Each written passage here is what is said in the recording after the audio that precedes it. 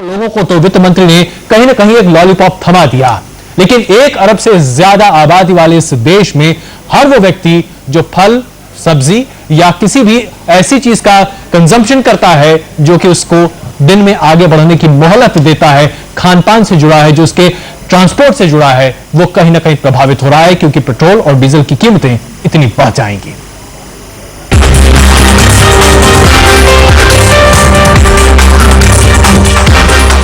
अभी तक तो महंगाई मुंह चढ़ा रही थी, लेकिन अब ये डराएगी और इतना डराएगी कि घर चलाना आपके लिए मुहाल कर देगी।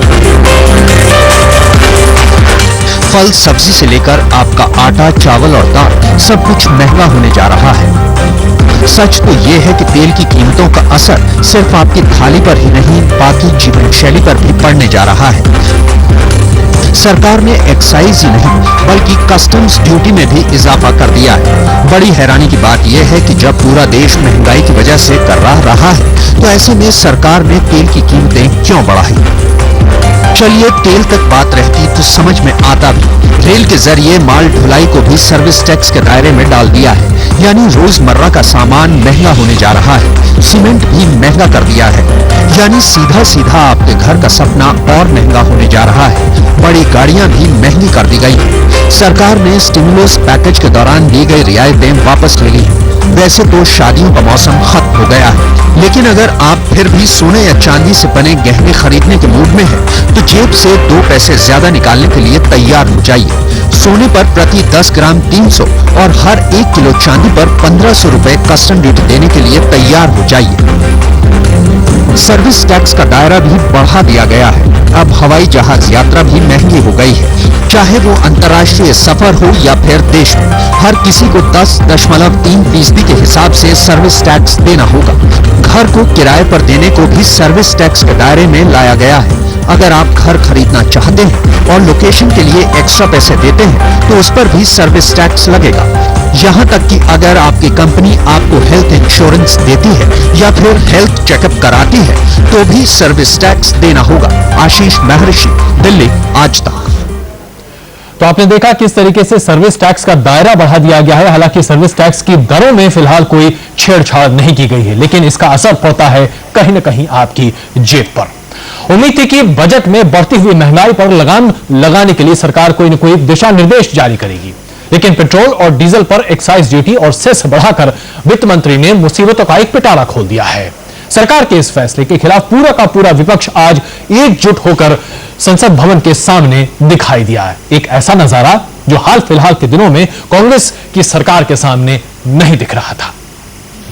I also propose to enhance the central excise duty on petrol and diesel by ₹1 per litre each. Budget भाषण के दौरान जैसे ही वित्त मंत्री ने पेट्रोल और डीजल के दाम बढ़ाए जाने की बात कही, सदन में हंगामा मच गया। सारी विपक्षी पार्टियों ने एकजुट होकर सरकार के खिलाफ मोर्चा खोल दिया। हो हंगामे के बीच विपक्षी पार्टियों ने सदन से वॉकआउट कर दिया। ये सरकार आंखें नीचे बैठी है और आज वित्त मंत्री ने उस महंगाई को और बढ़ाने का काम किया है। पहले किसान के खाद की कीमत बढ़ा दी, आज डीजल पेट्रोल की कीमत बढ़ा दी, अब प्रत्यक्ष कर के रूप में ये सारी चीजों को बढ़ाएगा।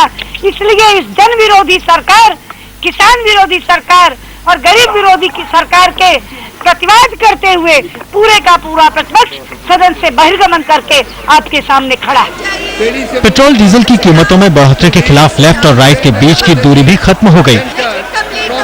मुलायम ने तो ये तक कह दिया कि इमरजेंसी की तरह महंगाई के खिलाफ पूरा विपक्ष एकजुट होकर कांग्रेस के खिलाफ लड़ेगा। कुछ नहीं कर रही सरकार, और ये पेट्रोलियम के दाम बढ़ाने के मानी है और डीजल के दाम बढ़ाने के मतलब है कि सारी कीमतें ढुलाई से लेकर के सिंचाई से लेकर किसान की या कोई काम होगा महंगाई बढ़ेगी। तो अब क्या करने वाले हैं, किस तरह सड़कों पर उतरेंगे? चर्चा में जाएंगे, बताइए आप। ये मनमानी कर रहा है, कई दिन से प्राइस राइज पर ये सवाल उठता रहा, लोग बिलख रहे हैं, टीवी पर हम लोग देख रहे हैं, गृहणियां बिलख रही है महंगाई के मार से। अब फिर ये डीजल का दाम, पेट्रोल का दाम, सारा फर्टिलाइजर का दाम, सीमेंट का दाम सारा बढ़ा दिया। फिर लोगों के दिल तक पहुंचने का रास्ता पेट से होकर ही जाता है और ये बात विपक्ष अच्छी तरह जानती है। तभी तो हमेशा टुकड़ों में बटी रहने वाली विपक्ष महंगाई के मुद्दे पर एकजुट हो गई। न सिर्फ एकजुट हुई बल्कि देश भर में आंदोलन करने की धमकी भी दे डाली। कैमरामैन अश्विनी हेलन के साथ शमशेर सिंह, दिल्ली, आज तक। तमाम विशेषज्ञों की राय है कि जिस तरीके से कांग्रेस की अगुवाई वाली इस सरकार ने विपक्ष को एक बैठे बिठाए मुद्दा दे दिया है, यह अपने आप में काफी अलहदा मामला है, क्योंकि अभी तक पूरे विपक्ष को एकजुट होने का शायद कोई मौका मिल नहीं रहा था। बजट के बाद जो राजनीतिक गतिविधियां तेज हो गई हैं, इस पर बातचीत करने के लिए हमारे साथ मौजूद हैं अभिषेक मनु सिंघवी, जो कि कांग्रेस पार्टी के वरिष्ठ नेता हैं। हमारे साथ रविशंकर प्रसाद जी भी मौजूद हैं, कांग्रेस पार्टी के नहीं लेकिन उनके विपक्ष में बीजेपी के वरिष्ठ नेता, और लोकपाल बसु हमारे साथ स्टूडियो में मौजूद हैं, जो कि सीपीआई के वरिष्ठ नेता हैं। सीपीएम, माफ कीजिए, सीपीएम के वरिष्ठ नेता है। सीपीआईएम, अभी तक हम पुरानी टर्मिनोलॉजी पर ही चल रहे हैं। तो कुल मिलाकर देखा जाए तो अभिषेक जी, विपक्ष को एकजुट होने का मौका आप लोगों ने दे दिया, ऐसे तमाम विशेषज्ञों की राय है, और प्रभु भी इस राय से इत्तेफाक रखते हैं। देखिए, विपक्ष कई बार अवसरवादिता के आधार पर एकजुट हो जाता है। साथ साथ उनके इस प्रक्रिया से एक प्रश्न चिन्ह उठ रहा है पूरे देश में कि ये कौन से वामपंथी हैं जो बीजेपी के साथ बार बार जुड़ रहे हैं, कौन से समाजवादी हैं जो बीजेपी के साथ साथ जुड़ रहे हैं। तो इस प्रश्न चिन्ह की जवाबदेही उनको देनी पड़ेगी देश में। जहां तक उनके एकजुट होने का सवाल है, एक और पॉइंट है, वो सनसनीखेज में, ड्रामाबाजी में विश्वास करते हैं। पहले उन्होंने कीमतों के ऊपर डिबेट के बारे में एक बिल्कुल व्यर्थ विवाद उठाया। अगर सोमवार को नहीं होता तो बृहस्पतिवार को निश्चित रूप से होता। इस विवाद में 3 दिन नष्ट किए, और जब बाद में मान लिया कि राष्ट्रपति के एड्रेस के वक्तव्य को हम जवाब पहले नहीं देंगे, कीमतों में पहले विवाद करेंगे, तो फिर बदल के कहा कि नहीं, ये इस रूल में होना चाहिए, उस रूल में होना चाहिए। तो इससे उन्होंने 4 दिन के दिन नष्ट किए। ये साबित किया कि उनको कीमतों के ऊपर डिस्कशन से इतनी चाह नहीं है, इतनी लगाव नहीं है, बल्कि इससे कि वो एक ड्रामाबाजी करें, एक सनसनीखेज करें। इससे पहले कि मैं इस पर आगे बढ़ूं, एक बुनियादी सवाल तो यह है ही कि महंगाई कहीं ना कहीं हर किसी की कमर तोड़ रही है, और इसके लिए जवाबदेही सरकार को देनी ही पड़ेगी। क्यों प्रभु? ये अभिषेक जो कह रहे हैं अवसरवादिता की बात जो कर रहे हैं, सीपीएम, बीजेपी और बाकी लोग इकट्ठे हो गए हैं। प्राइस तो कम्युनल इश्यू है नहीं, कीमतें अगर बढ़ रही हैं सब्जी की, दाल की, उसमें तो कम्युनलिज्म के ऊपर नाम पर एक दूसरे को बांट नहीं दिया जा सकता। तो आप ये तो मान ही रहे हैं, आपकी अपनी सरकार खुद कह रही है कि जो खाद्यान्न पदार्थ हैं उनके 18% वृद्धि हुई है, पेट्रोल का आपने भाव बढ़ा दिया है। उसके प्रति अगर विरोधी दल इकट्ठे होते हैं तो ये अपॉर्चुनिज्म कहां से हो गया? मेरे समझ में नहीं आता कि आप भी अगर उनके साथ होते, अगर आप विरोधी दल में होते आप भी उनके साथ देते, चाहे बीजेपी विरोधी दल में होती तब भी आप साथ देते। प्राइसेस के ऊपर अपॉर्चुनिज्म कहां से आ गया? इसके अंदर मुझे समझ नहीं आता डॉक्टर साहब। अपॉर्चुनिज्म इसलिए आ गया कि अपॉर्चुनिज्म प्राइस के मुद्दे की बात नहीं है। अपॉर्चुनिज्म है संसद को अवरुद्ध करना, डिले करना, डिस्कशन नहीं होने देना, बॉयकॉट करना, बजट के दौरान बॉयकॉट करना। इन मामलों पे एक यूनिजन है। आपने आज बताइए मुझे, आज इतने सालों बाद ऑपोजिशन ने बजट के दौरान वॉकआउट किया, उससे क्या सिद्ध किया? चलिए इसी सवाल का जवाब हम रविशंकर जी से लेते हैं। रविशंकर जी, आप भी चर्चा में शामिल हुए। ये बताएं कि कहा जा रहा है, आपके ऊपर यह आरोप लगाया जा रहा है कि अपॉर्चुनिज्म की राजनीति आप और वामपंथी दल खेल रहे हैं। न्योत्पल जी से भी हम इसका जवाब लेंगे। अजय जी, पहले उनको ये बताइए कि मेरे दोस्त मनु सिंघवी का कांग्रेस की तरफ से जो अहंकार बोल रहा है, 7 बार हम डिबेट कर चुके, जनता महंगाई से परेशान है, त्रस्त है और मर रही है, और हम अपने संसदीय अधिकार का उपयोग कर इनको सेंसर करना चाहते हैं वोट के लिए। शर्मा कर भाग रहे हैं क्योंकि इनकी सरकार गिरने की स्थिति है। हमारी जिम्मेदारी बड़ी थी कि हमने कहा ठीक है, अगर आप नहीं मानते तो भी हम बहस करेंगे। और आज हमने क्यों बॉयकॉट किया? कल राज्यसभा में, लोकसभा में बहस हुई, मैंने भी पार्टिसिपेट किया था। प्रणब बाबू ने कहा था कि बहुत गंभीर स्थिति है, हमें चिंता करनी पड़ेगी, कार्रवाई करनी पड़ेगी। और दूसरे दिन आप बजट पेश करते हैं और उस घाव में नमक लगाने का काम करते हैं कि पेट्रोल प्रोडक्ट्स को बढ़ाकर जो आज से बढ़ गया, इसका कैस्केडिंग इफेक्ट कितना होगा, ये बात समझ में आती है। तो ये कौन सा अहंकार इनका बोल रहा है कि नाटकबाजी बोल रहे हैं? ये कैसे शब्दों का प्रयोग कर रहे हैं सरकारी पार्टी होकर? और क्षमा करिए, मैं बोलना नहीं चाह रहा था, 2 दिन पहले गुजरात में बजट पेश हुआ, इनके लोग शुरू से बॉयकॉट कर गए। आज हम लोगों ने प्रणब मुखर्जी को 1 घंटे सुना, लेकिन जब पेट्रोलियम प्रोडक्ट पर उन्होंने बात कही तब हमने बॉयकॉट किया। क्षमा करें, गैर जिम्मेवार किसका एटीट्यूड है ये देश देख रहा है। महंगाई से त्रस्त कराइए, परेशान करिए, मारिए, और अगर हम आवाज उठाए तो हमें गैर जिम्मेवार कहा जाए। वाह वाह नरोत्तम जी को शामिल करते हैं चर्चा में। नरोत्तम जी, मेरे ख्याल में सिंघवी जी विरोधी पक्ष का संसदीय लोकतंत्र में परिभाषा क्या है ये समझते नहीं है। विरोधी पक्ष का काम है सरकार का जो जनविरोधी कदम है उसका विरोध करना, और विरोधी पक्ष इसके लिए जनता के प्रति प्रतिबद्ध है। अगर हम इसका विरोध ना करते तो हम एक हिसाब से जनता के प्रति विश्वासघात करते। चले वो किस रूप में संसद में बहस होना चाहिए। विरोधी पक्ष का ये मांग था कि हम एडजॉर्नमेंट पोषण करें, क्योंकि बहुत दिनों से ये महंगाई चलते आ रहा है। सरकार कभी बोल रहा है 10 दिन में महंगाई पे हम काबू पाएंगे, कभी बोल रहा है कि 1 महीने पाएंगे। ऐसा ये सिलसिला चल रहा है पिछले 3-4 महीने। और अब जानते हैं कि खाद्यान्न की महंगाई खास करके गरीब लोगों को ज्यादा त्रस्त करते हैं।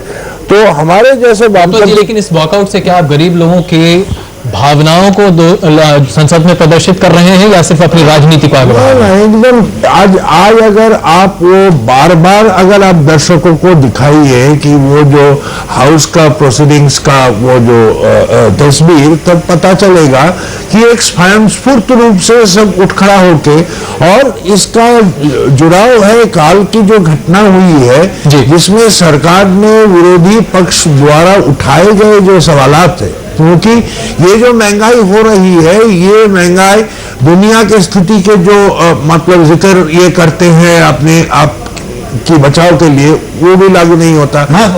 दुनिया में सबसे ज्यादा महंगाई अभी भारतवर्ष में है। दूसरी सवाल है कि जी माफ कीजिएगा, डॉक्टर साहब को मैं कहना कि ऑपोजिशन की स्ट्रैटेजी भी हो सकती है कि भाषण तो बजट पे पूरा होना चाहिए, तो इन्होंने अपना प्रोटेस्ट जाहिर करके वॉकआउट किए प्रणब मुखर्जी उसके बाद अपना भाषण पूरा कर पाए।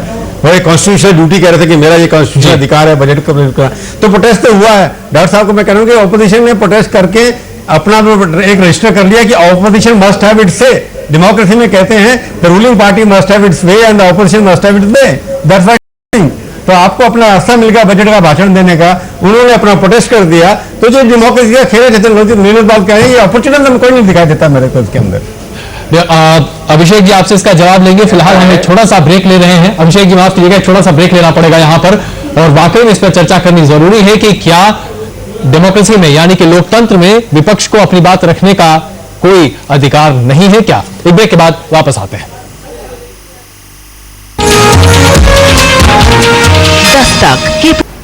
ये जो बजट पेश किया गया ये वाकई में कितना महंगाई का बजट है। अगर विपक्ष की मानेंगे तो किसी न किसी तरीके से आम आदमी की जेब से पैसे कम ही होते दिखाई दे रहे हैं। भले ही इनकम टैक्स में कुछ राहत जरूर मिली है, लेकिन आम आदमी की जेब से पैसे कम हो रहे हैं। और इसको लेकर जो संसद भवन में विपक्ष का रूप देखने को मिला वो अपने आप में अलहदा था। लेकिन कांग्रेस पार्टी का ऐसा मानना है, जो कि अभिषेक जी कह रहे हैं, कि इसमें सिर्फ राजनीतिक मकसद है, राजनीति की बू आ रही है। अभिषेक जी, अब एक तरह से आप ही के ऊपर सारा दारोमदार है, क्योंकि चाहे निलोत्पल जी हो या रविशंकर जी, दोनों का यह मानना है कि विरोध करना तो उनका काम है, इसमें अपॉर्चुनिज्म की बात कहां आती है? मैं दो भिन्न बातें कहना चाहता हूं और मैं संक्षेप में कहूंगा। पहली बात, मैं दोहरा रहा हूं कि इन्होंने जो किया है वो सिर्फ संसद का समय नष्ट करने के उद्देश्य से और मूल मुद्दे में दिलचस्पी नहीं रखने के उद्देश्य से। यह हास्यास्पद है कि वो बात कर रहे हैं कि हमें बहुत कंसर्न है कीमतों के बारे में, लेकिन उसी बात को जो करनी चाहिए चर्चा संसद में, उसको अवरुद्ध कर रहे हैं।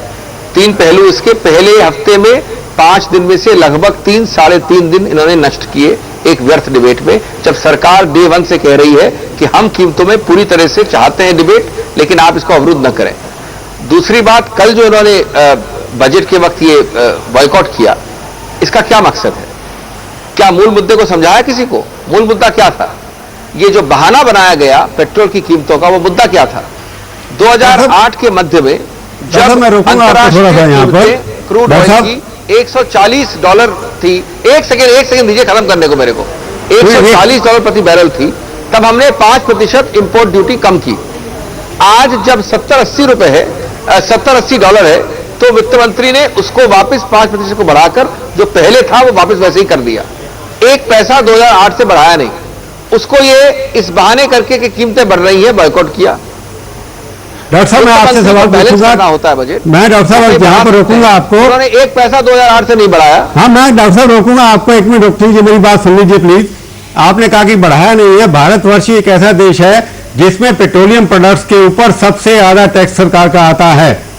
48 रुपए के लीटर का अगर पेट्रोल है उसमें लगभग 20 रुपए आपकी जेब में जाते हैं, यानी कि सरकार की जेब में जाते हैं लगभग। अभी भी आप क्या उसको कम नहीं कर सकते? और किसी और जगह पर जहां पर कैपिटल गेन्स टैक्स जैसी जगह है, जहां पर लोग अपना शेयर बेच करके हजारों करोड़ बना रहे हैं और एक टैक्स नहीं देते, वहां से ही ला सकते थे आप। कोई भी देश नहीं है जिसके अंदर इतना सारा टैक्स पेट्रोलियम प्रोडक्ट्स के ऊपर लगता हो जितना हमारे देश में लगता है। आपको पता है 70,000 करोड़ से ज्यादा आपका रेवेन्यू जो है पेट्रोलियम से आता है। आज मुद्दा यह है प्रभु, मुद्दा मैं सवाल आपसे, वित्त मंत्री ने 2008 के लेवल पे वापस रिस्टोर किया है। वो बॉयकॉट का मुद्दा नहीं हो सकता। रिस्टोर किया तो प्राइसेस बढ़ गए डॉक्टर साहब, वो उन्होंने कहा है प्राइसेस बढ़ गए। आप टैक्स पेट्रोल से लगाने के बजाय किसी और अमीर आदमी पे लगा देते। इनकम टैक्स 50 लाख के ऊपर 20% से बढ़ा देते, 50% कर सकते थे। अमीर आदमी के ऊपर टैक्स लगा सकते थे। ये आपके और हमारे निर्णय की बात नहीं है। पूरी तरह से पूरा एक व्यापक रूप लिया जाता है।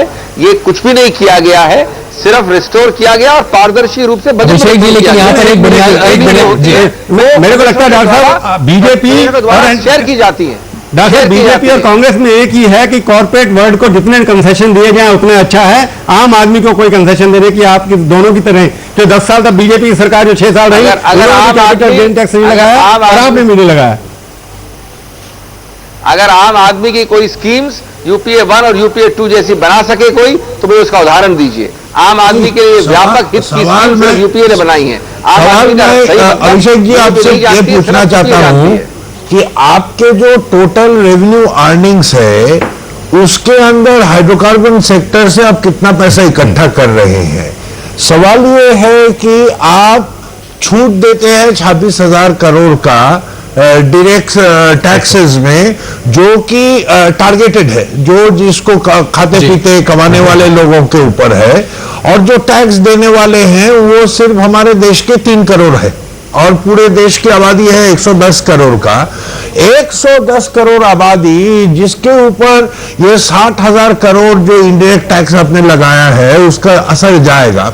उसके अंदर वो लोग भी है जो आप मान नहीं रहे थे पहले। कल इकोनॉमिक सर्वे में पहली दफा माना गया कि हमारे गरीबी सीमा के नीचे रहने वाले लोगों का संख्या 27% नहीं, जो सरकार अभी तक मान रहा था, बल्कि सुरेश तेंदुलकर कमेटी ने जो सुझाया है उसको आपने औपचारिक रूप से स्वीकार कर लिया है। तो ये लोगों का क्या होगा?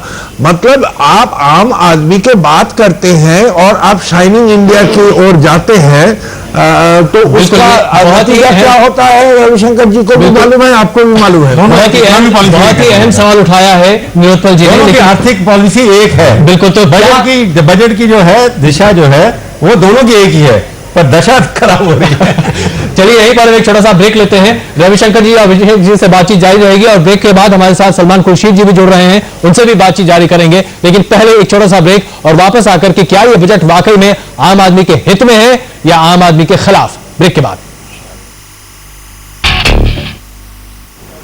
जो एक सबसे बड़ा सवाल हर किसी के दिमाग में आज शाम है वो ये कि क्या ये बजट जो पेश किया गया है वाकई में ऐसी महंगाई भरा बजट है जो आपकी कमर तोड़ कर रख देगा। इस चर्चा में हम लगातार इस पर बात कर रहे हैं कि आखिरकार ये आम आदमी के हित में है या आम आदमी के नाम पर अमीरों के हित में है।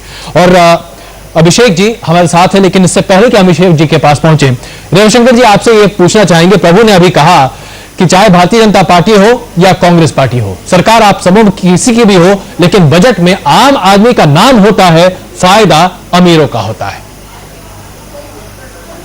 अब प्रभु चावला जी देश के बहुत बड़े पत्रकार हैं, मैं उनकी इज्जत करता हूं, उनसे मैं बहस में नहीं पड़ूंगा। एक बात जरूर कहूंगा, वाजपेयी जी की सरकार 6 साल थी, मुझे मंत्री बनने का सौभाग्य मिला था, कीमतें स्थिर थीं, लोग राशन कार्ड भूल गए थे, गैस की लाइन भूल गए थे। ये पूरा देश जानता है कि पूरे देश में महंगाई नहीं थी। जब जब कांग्रेस आती है महंगाई आती है। और यही बात मैं कह रहा हूं कि 2008 की बात जो अभिषेक मनु सिंघवी कर रहे हैं, आपने आज रिस्टोर किया, तो आज महंगाई कितनी बढ़ी हुई है? 20% है। और उसके साथ साथ आपने एक रुपया एक्स्ट्रा ड्यूटी लगा दिया पेट्रोल और डीजल पर, तो क्या इसका असर नहीं पड़ेगा? तो ये कौन सी बात कह रहे हैं कि बहुत छोटी सी बात की गई है, पहले उठाया गया था, उसको रखा गया। मैं 2-3 बातें और कहना चाहूंगा जी आपके लिए। पिछले वर्ष कहा था प्रणब बाबू ने कि हम 1 करोड़ लोगों को नौकरी देंगे। इकोनॉमिक सर्वे में साफ लिखा हुआ है कि रोजगार की हालत बहुत अच्छी नहीं है। कौन सा बिग पिक्चर है देश में बेरोजगारी दूर करने का? कल उन्होंने कहा था कि कृषि की उत्पादकता समाप्त हो रही है। 11 लाख करोड़ रुपए के बजट का इनका साइज है और उसमें मात्र 400 करोड़ रुपए दिखाए गए 6 राज्यों के लिए तथा कथित सेकेंड ग्रीन रेवोल्यूशन के लिए। ये कौन सा मजाक? कहा गया कि महात्मा गांधी योजना में 41,000 करोड़ रुपया दिया जा रहा है ग्रामीण योजना में। पिछले वर्ष कितना था? लगभग 39,500 करोड़, तो 1,000 करोड़ आपने बढ़ाया। तो मेरा कहना यह है कि बिग पिक्चर क्या है इस पूरे बजट का? सिर्फ महंगाई बढ़ेगी, लोग परेशान होंगे, और टैक्स की बात भी जरा आपको हम क्लैरिफाई कर देना चाहते हैं जी। ये ऑप्टिकल इल्यूजन है। डायरेक्ट टैक्स कोड अगले साल से लागू होगा अप्रैल से जी। उसमें 1.6 लाख से 10 लाख के बीच में 10% फ्लैट टैक्स लगेगा और सारे एग्जम्पशन समाप्त हो जाएंगे। तो ये जो 1 साल के लिए 1.6 लाख से 5 लाख के लिए जो एक इल्यूजन दिखाया गया है, इसका क्या मतलब है? तो मैं यही कहना चाह रहा हूं जी। फिस्कल डेफिसिट की बात अपनी जगह पर है तो 4,51 करोड़ रुपए का है। रविशंकर ये बजट विकास का नहीं है। नहीं, रविशंकर जी, एक सवाल मैं आपसे पूछना चाहता हूं कि अगर आपकी सरकार होती तो सरकार का खर्चा चलाने के लिए पैसा कहां से लाते आप? टैक्स कहां लगाते? टैक्स लगाना तो सरकार का काम है ना। इस सरकार ने गांव में सोशल सेक्टर में सबसे ज्यादा पैसा खर्च करने की बात की है, उस पर आप सहमत नहीं है, पर उसके लिए पैसा तो चाहिए, कहीं ना कहीं से टैक्स लगाएंगे कि नहीं? आप बताइए कि इस बजट में अगर आप होते तो कहां पर टैक्स लगाते? पहली बात यह है कि आप टैक्स लगेगा, बिल्कुल किसी भी सरकार की तरफ टैक्स होता है, लेकिन एक फिस्कल मैनेजमेंट होता है प्रभु जी कि आप महंगाई स्थिर रखें। रेवेन्यू कहां से लाते हैं? रविशंकर प्रसाद जी, रेवेन्यू भी तो चाहिए। इस सरकार ने खर्चा कम नहीं किया। मैं समझ आपकी बात। 1 मिनट आपको जवाब देता हूं। ये जो 50-60 हजार करोड़ का स्पेक्ट्रम के लोकेशन में घपला हुआ है, क्या इससे अगर ईमानदारी से किया गया होता ये 2G का एलोकेशन, तो आप क्या समझते हैं पैसे नहीं आते? ये जो 5 लाख करोड़ मैं आपको आपकी सरकार का घोटाला भी याद करा देता हूं। आपकी सरकार के अंदर भी 15,000 करोड़ की हमारी इंडिविजुअल कवर्स हुई थी। जब आपने बेचे था, उसके अंदर ओपन किया था, पॉलिसी चेंज की थी, तब 15,000 करोड़ का सिर्फ नुकसान हुआ था। तो हर सरकार में इस तरह के स्कैंडल होते रहते हैं। मैंने सवाल आपसे पूछा है कि टैक्स कहां लगाना चाहिए था जिससे कि इस सरकार को रेवेन्यू और मिलता। जो सोशल सेक्टर में ये सरकार खर्चे करने जा रही है इतना ज्यादा, जो भी नरेगा है, जो भी है, जिसका गरीब आदमी को फायदा होने वाला है, पैसा कहां से आएगा? आप सुझाव दीजिए ना। देखिए, पहली बात यह है कि अगर आप टैक्स स्ट्रक्चर लो बेस में करेंगे तो रिकवरी अधिक होगी। आपका इनडायरेक्ट टैक्स की रिकवरी बहुत कम है। आप पैसे तो लुटाए चले जा रहे हैं। आपका फिस्कल डेफिसिट 4,51,000 करोड़ का है। पिछले साल कहा था रविशंकर जी, अब इसी चर्चा में हम सलमान जी को भी शामिल कर लेते हैं। कंपनी मामलों को देख रहे हैं मंत्री सलमान जी। मैनेज करना नहीं आता। सलमान जी, आप पर तमाम आरोप लगाए जा रहे हैं कि आप एक तरह से दिल खोलकर पैसा खर्च कर रहे हैं जहां आपको नहीं करना चाहिए, लेकिन जहां आप ग्रामीण क्षेत्र में खर्च करने की बात कह रहे हैं वहां पर सिर्फ दिखाने के लिए पैसे खर्च किए जा रहे हैं, आम आदमी को लूटा जा रहा है, ऐसा कम से कम विपक्ष का आरोप है। क्या कहेंगे? मुझे बड़ी दया आती है विपक्ष पर जब ऐसे विद्वान सरकार में होते हैं और इतनी संतुलित एक व्यवस्था बनाने के प्रयास होते हैं, बावजूद इसके कि बड़ी कठिनाइयों का सामना हमें करना पड़ रहा है। तो उस वक्त और बेचारे क्या कहेंगे? 400 करोड़ रुपए की बात की जाती है, वो एक कार्यक्रम के लिए है। वो सिर्फ हरित क्रांति को आगे बढ़ाया जाए, 6 प्रदेशों में और पहुंचाया जाए, सिर्फ उसके संबंध में 400 करोड़ रुपया है। ये नहीं है कि कृषि पे 400 करोड़ रुपया खर्च हो रहा है। कृषि पे तो बहुत पैसा खर्च हो रहा है, और जितना पैसा जो हम महात्मा गांधी नरेगा जो योजना है उसके लिए दे रहे हैं, वो अधिक से अधिक उसी में जा रहा है, उन्हीं लोगों के पास जा रहा है जो कृषि से संबंधित हैं। तो इसलिए मैं ये मानता हूं कि अगर बहस ये करनी है कि हमने अच्छा बजट बनाया, बुरा बजट बनाया, कुछ समय दीजिए, देखिए इसके क्या प्रभाव होते हैं, इसके क्या परिणाम होते हैं, आपको स्वयं अपनी बात कहने को मिल जाएगी। लेकिन आज ही बैठकर सब कुछ कह देना और जब वित्त मंत्री अपनी बात रख रहे हो तो छोड़कर चला जाना, मैदान पार्लियामेंट छोड़ के चला जाना, ये कोई शोभा तो नहीं देता है लोकतंत्र में। लेकिन एक बुनियादी सवाल यहां पर यह उठता है कि विपक्ष आपसे बार बार पूछ रहा है कि पेट्रोलियम का दाम बढ़ाकर आप जिस तरीके से पैसा वसूली कर रहे हैं, क्या यही एक जरिया है? प्रभु भी अभी अभिषेक जी से यही सवाल पूछ रहे थे, उन्होंने कोई ठोस जवाब इसका दिया नहीं। आप तो बताइए। मैं देता हूं, जवाब देता हूं। आप जिस पर भी, आप जहां से भी पैसा वसूल करने का प्रयास करेंगे उसमें कहीं ना कहीं किसी को आपत्ति होगी। जो पेट्रोलियम सेक्टर है, पेट्रोलियम सेक्टर में कितना घाटा पहले से है, ये बात कोई छुपी हुई तो नहीं है। तो पेट्रोलियम सेक्टर में संतुलन लाना, बदलती हुई व्यवस्था में, उसमें कहीं ना कहीं कदम बढ़ाना पड़ेगा। अब ये कदम बढ़ाया है, अगर पसंद नहीं था विपक्ष को तो बैठते, चर्चा करते, बहस करते। संभव था कि उसके बाद अगर इनके पास आंकड़े होते, इनके पास कोई दलील होती तो वित्त मंत्री उसको मान जाते, लेकिन इनको तो अपने में इतना भी नहीं विश्वास था कि वहां खड़े होकर अपनी बात कहते। देखिए सलमान भाई, अगर आप ये सोचें कि आपके जो बजट प्रस्ताव है, इस बजट प्रस्ताव के ऊपर हम चर्चा नहीं करेंगे या बहस नहीं करेंगे, मेरे ख्याल में आप गलती कर रहे हैं। क्योंकि ये जो आज अर्थशास्त्री जो है वो भी एक बात मान रहे हैं कि आम तौर पे ये अप्रत्यक्ष कर जो है, इनडायरेक्ट टैक्स, ये एक रिग्रेसिव, एक रेट्रोग्रेड एक स्टेप होता है, क्योंकि इसका बोझ ज्यादातर गरीब लोगों के ऊपर आता है। जो डायरेक्ट टैक्सेस है उसमें आपने 26,000 करोड़ का कंसेशन दे रखा है, वेवर दे रखा है, और पूरे जो रेवेन्यू कलेक्शन ये आप इनडायरेक्ट टैक्स के जरिए करना चाहते हैं। एक दूसरी बात है, आप कृषि के बारे में बोल रहे थे, आप ये मुझे कह दीजिए कि कृषि में जो पब्लिक इन्वेस्टमेंट कम होते जा रहा है उसमें कोई नया मतलब पक्ष हमने ये बजट में नहीं पाया और है। और खास करके सिंचाई के बारे में तो कुछ भी, वो जो योजना के बारे में जिक्र हो रहा है पूर्वांचल में, उसके बजाय। और तीसरी सवाल है, जहां तक टैक्स लेने का सवाल है, 13% में एक समय हमारी टैक्स जीडीपी रेशियो पहुंच गई थी आप ही के सरकार के। ये घटते घटते फिर 9% में आ गया है, और ये 9% भी मेंटेन करने के लिए आपने गरीब लोगों के ऊपर इनडायरेक्ट टैक्स के जरिए नया बोझ लगा रहे हैं, और जो सिर्फ 3 करोड़ लोग हैं हमारे देश के 110 में, उसको छूट दे रहे हैं। बिल्कुल जी। तो सलमान जी, पहले आप इसका जवाब दे दें और फिर अभिषेक जी आप भी चर्चा में शामिल हो जाइए। हम चाहेंगे कि आप भी इसके एक पक्ष का जरूर जवाब दें। मैं इस बात से सहमत हूं कि इनडायरेक्ट टैक्स और डायरेक्ट टैक्स में बड़ा अंतर होता है, लेकिन पेट्रोल और डीजल पर टैक्स लगाकर आप गरीब पर टैक्स लगा रहे हैं, ये तो पहली बार सुनने में मिल रहा है। अगर केरोसिन पर लगाते तो मैं मानता, पेट्रोल और डीजल पे लगाया जा रहा है और आप कह रहे हैं कि जो गरीबी की रेखा के नीचे रहने वाले हैं उन पर असर पड़ेगा। उन पर असर कैसे पड़ेगा? डीजल के ऊपर टैक्स लगेगा, उसका असर सब्जी पे होगा, चावल पे होगा, गेहूं के ऊपर होगा, और हर चीज के ऊपर होगा। इसको कैस्केडिंग इफेक्ट कहते हैं। मेरे ख्याल में सलमान भाई, आपको ये बात मुझे मतलब इसके प्रति ध्यान खींचना हमारे लिए भी गुस्ताखी होगी। नहीं भाई, अजय, मैं सलमान भाई से ये सवाल पूछना चाहूंगा। उन्होंने कहा कि ये डेफिसिट हो रहा है, घाटा हो रहा है पेट्रोलियम सेक्टर में। पहले सवाल भी उठाया था डॉक्टर सिंघवी से कि आपकी सरकार पेट्रोलियम सेक्टर पे इतने टैक्सेस क्यों लगा रही है? वर्ल्ड के अंदर कोई भी ऐसा देश नहीं है जिसके ऊपर इतने भारी मात्रा के अंदर पेट्रोलियम प्रोडक्ट्स के ऊपर सेंट्रल टैक्सेस लगते हों।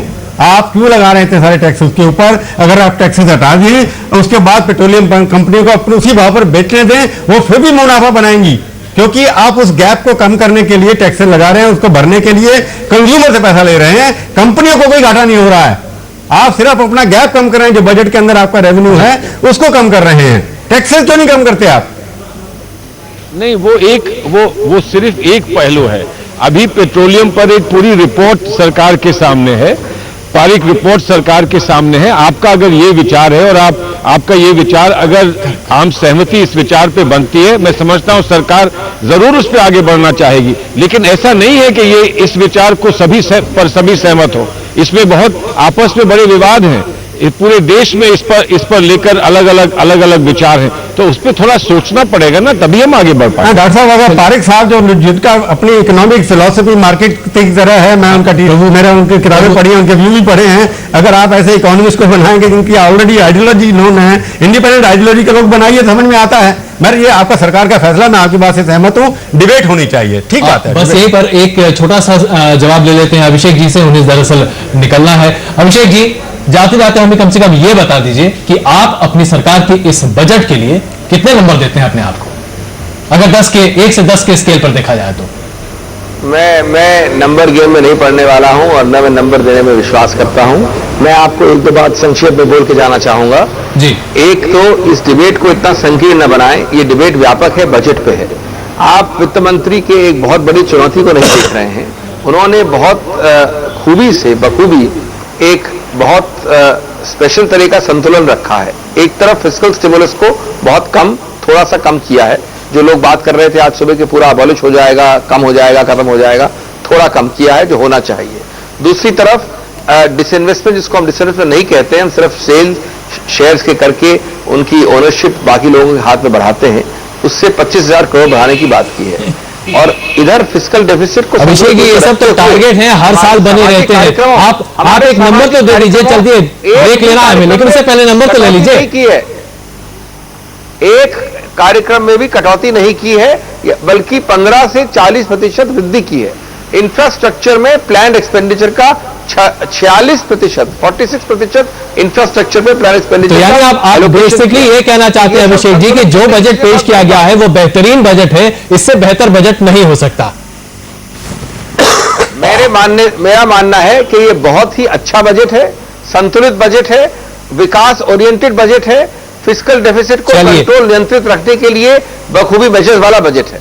धन्यवाद, आप हमारे साथ इस चर्चा में शामिल हुए अभिषेक जी, धन्यवाद इस चर्चा में शामिल होने के लिए। हम यहाँ पर एक छोटा सा ब्रेक लेते हैं, लेकिन चर्चा जारी है। सलमान जी हमारे साथ हैं, रविशंकर जी हमारे साथ हैं और निलोत्पल जी भी हमारे साथ हैं, लेकिन गुस्से में है ममता बनर्जी।